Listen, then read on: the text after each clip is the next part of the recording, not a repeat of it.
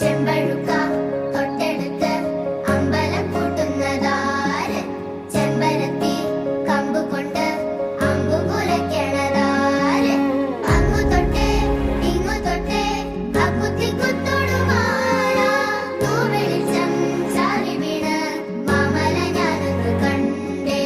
ചെന്തമിഴിൻ തേൻകുടഞ്ഞേ പൂങ്കുയിൽ പാടുന്ന കേട്ടേ. എന്തൊരു ചേലാണ്